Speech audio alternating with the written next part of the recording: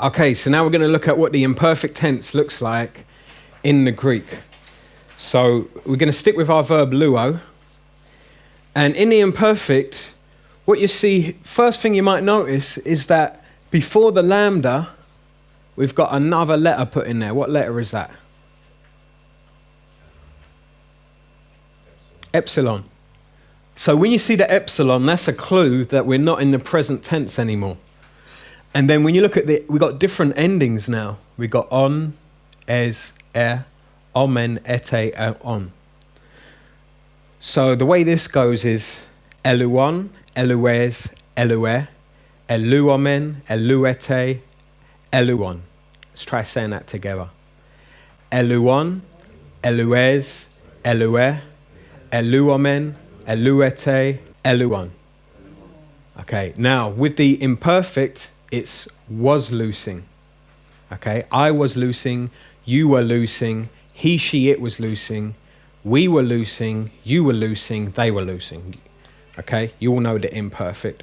So let's do some translation. Try translating that there. Giving you more words this time, but you're all translation geniuses now, so it shouldn't be a problem. There's one word I haven't given you because you already know it. Kai, you all know the word kai. Right, what have people got? Okay, well, I'll tell you what, I'll show you it here. In New American Standard, Mark 2:13. And all the people were coming to him, and he was teaching them. Now, the word for he was teaching, what is it there? Edidasken. Okay. What is it? What tense is it? Imperfect tense, okay. And what person is it and what number? If you look at your paradigm, right, you'll see with luo it says elue, and in brackets there's a nu. That's called the movable nu. Sometimes there will be a nu on the end of a word, especially if the next word begins in a vowel.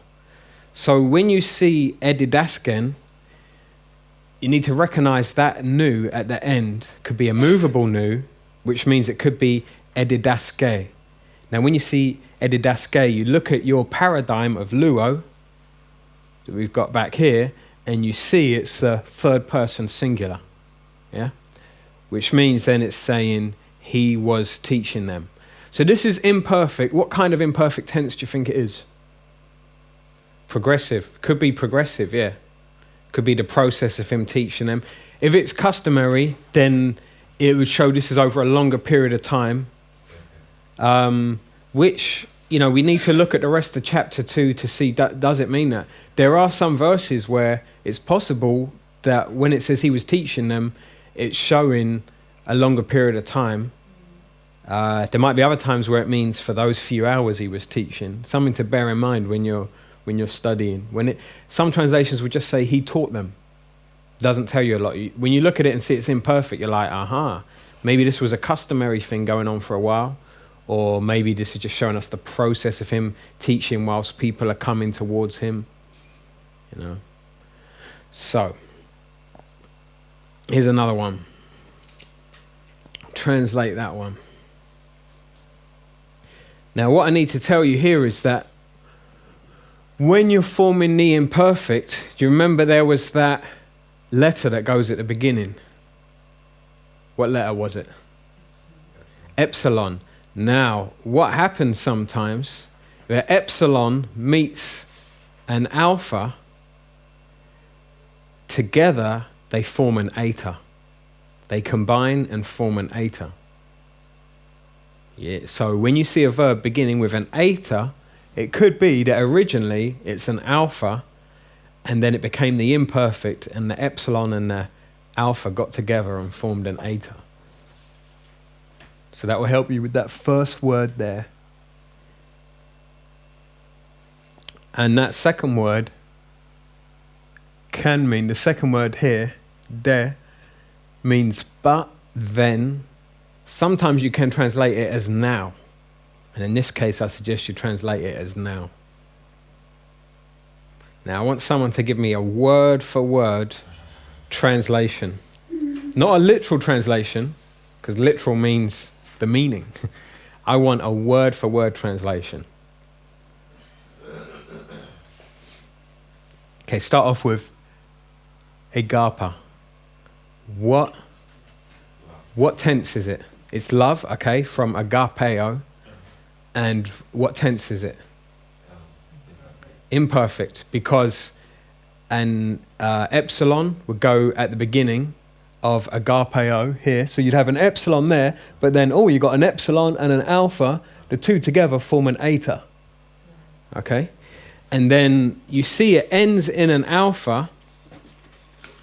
Okay? Now you look at your paradigm, the imperfect, and you see none of them end in an alpha, but is there anything that looks close?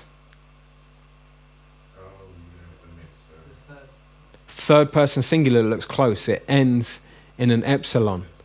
Now, beyond the scope of this course is the fact that vowels do funny things sometimes, the alpha. So sometimes you see a epsilon and you're like, and then you see an alpha and you're like, these are similar. They do funny things together. That's beyond the scope of this Greek for the street course. But just so you know, you see it ending in an alpha, it could be that it's a third person singular.